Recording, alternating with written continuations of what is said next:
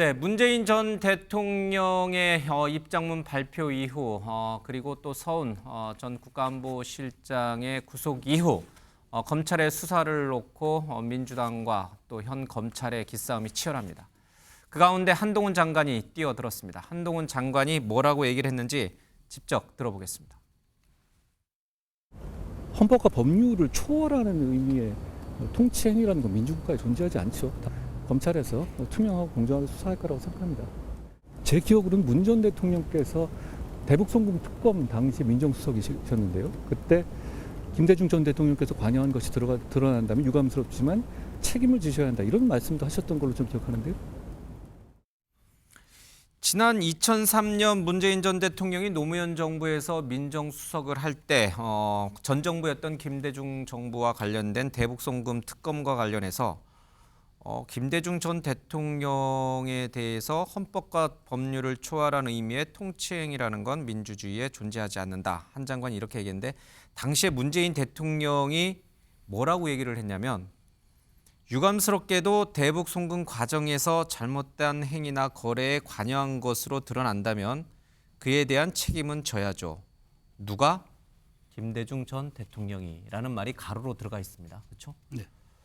자, 이 얘기를 한동훈 장관이 오늘 꺼냈습니다. 무려 2003년, 그러니까 20년 전에 있었던 얘기를 한 장관이 오늘 꺼내 들었어요.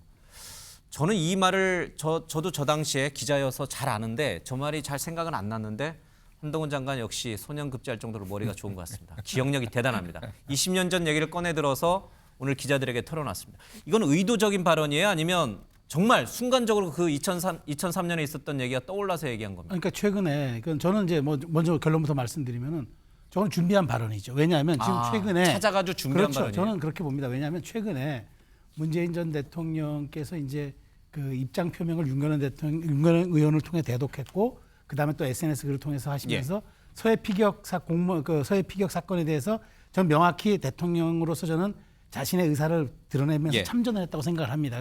그러면서 지금 논란이 됐잖아요. 지금 이 문제에 대해서 그럼 과연 지금 서훈 전 실장으로 끝나는 게 아니라 과연 문재인 전 대통령까지 수사가 확대될 수 있느냐가 지금 지난 주말을 기점으로 굉장히 핫하게 지금 부상이 됐던 시절이었습니다.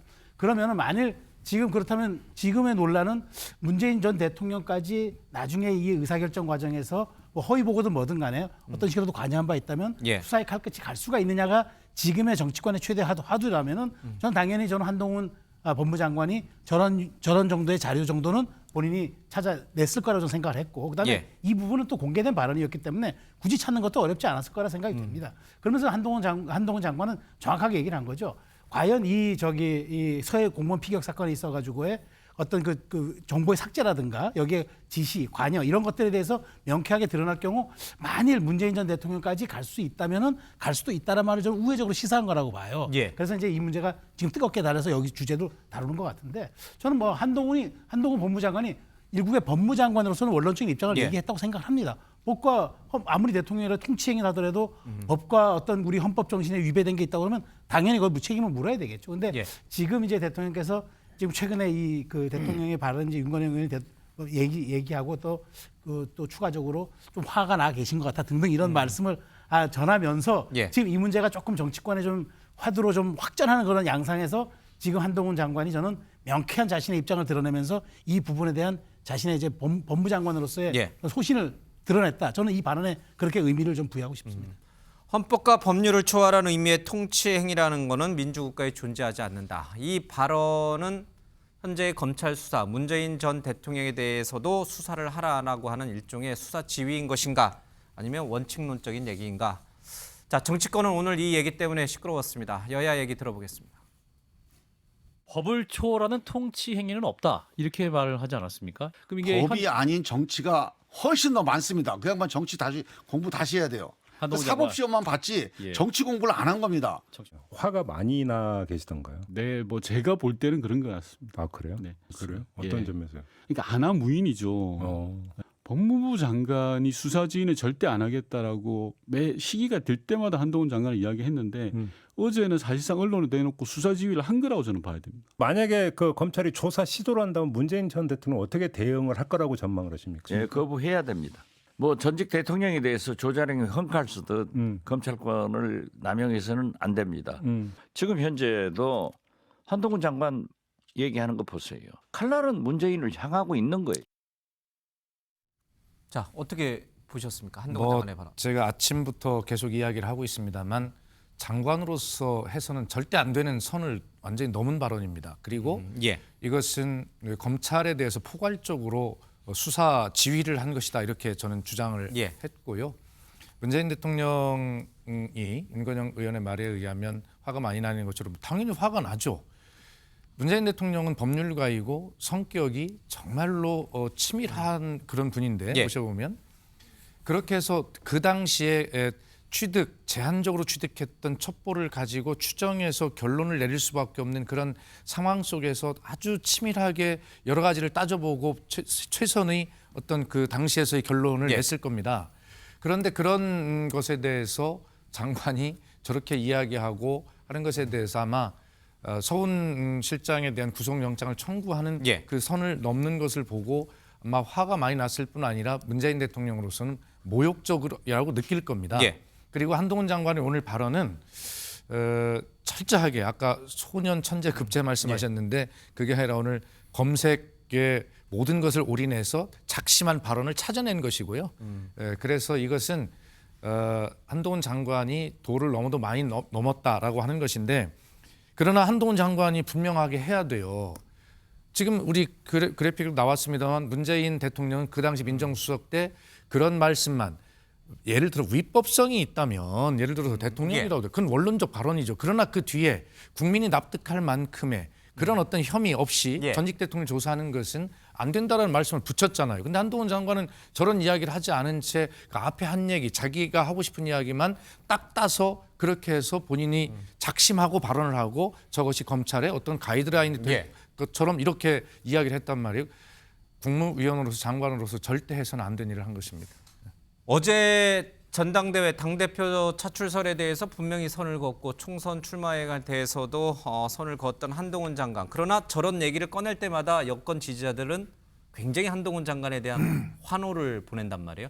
의도된 발언입니까? 그런 것도 염두에 둔 총선과 또 전당대회 아직 포기하지 않고 그 꿈을 갖고 있는 건가요? 근데 저는 뭐 한동훈 장관이 그 여당의 당대표를 예. 의도한다든가 할 가능성은 전혀 없다고 생각해요. 본인도 그렇게 생각하지 않을 자신의 거고. 정치를 위해서 의도한 발언은 아니다. 네, 전혀 그렇지 않고 지금까지 보면 장관직에 취임을 하고는 일관되게 예. 이제 법과 원칙과 자신의 소신만을 거침없이 이야기하거든요. 예. 그래서 아마 이 내일도 또 정치적 주제를 두고 카메라를 들이대고 물으면 또 저 원론적인 이야기를 하면서 정치권에서는 그것을 또 정치적으로 해석을 해서 굉장히 뭐 큰 금과 옥적처럼 또 이제 받아쓰기를 예. 할 것 같은 느낌이 듭니다. 근데 오늘 한 이야기를 보면요, 사실 대통령의 통치 행위가 어떤 행위인지 그리고 그것이 사법심사의 예. 대상이 되는지 여부에 대해서는 이미 수없이 헌법학계에서 많은 그 논의와 또 그 평가가 있거든요. 그리고 우리 헌법재판소에서도 그에 대한 판례가 쭉 있습니다. 예. 그래서 지금 이야기한 한동훈 장관의 이야기는 지극히 헌법재판소의 판례와 헌법 이론과 원칙에 합당한 이야기죠. 일반적인 얘기다. 당연히 예. 그렇죠. 그리고 언제 어디서 물어도 또 똑같은 이야기를 할 텐데 우리 헌정사를 돌이켜보면 불행하게도 전두환, 노태우 그리고 김영삼, 김대중 그리고 노무현, 이명박, 박근혜, 문재인 대통령까지 오면서 전두환, 노태우 대통령 거치면서 김영삼, 김대중 대통령을 빼고는 말입니다. 전부 이제 문재인 대통령 지금 방금 예. 퇴임하셨으니까 제외한다면 모두 사법 처리를 받았고 그것도 아주 중형을 받았었어요. 예. 다만 이제 노무현 대통령의 경우에는 이제 사법 처리를 앞두고 불행한 선택을 하신 그 상황이고 그러면 우리가 이것을 보았을 때 그때 당시의 모든 일도 다 전직 대통령들은 이게 통치행위다 이런 주장을 했었거든요. 그러나 항상 받아들여지지 않는 것이 왜냐하면 불법행위였기 때문에 그래요. 예.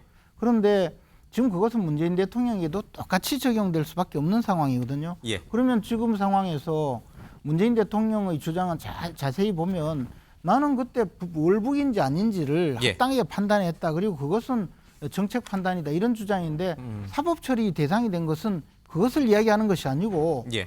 월북이라고 판단을 한 것까지 문제 삼는 것이 아니고 월북이라고 하면서 월북이 아닌 것이 해당되는 월북이 아닌 것에 대한 증거 자료 내지 확실한 자료가 될 만한 예. 것을 삭제했다는 것이죠. 더군다나 일부의 경우는 뭐 60여 건을 삭제했는데 예. 그것에 대해서 현직 그 군부대에서는 이것을 삭제하면 안 된다 해서 거부해 버렸다. 예.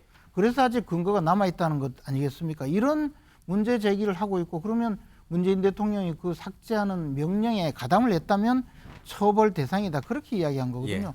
거기 뭐가 잘못이 있습니까? 예, 원론적이고 일반적인 얘기다. 네. 알겠습니다.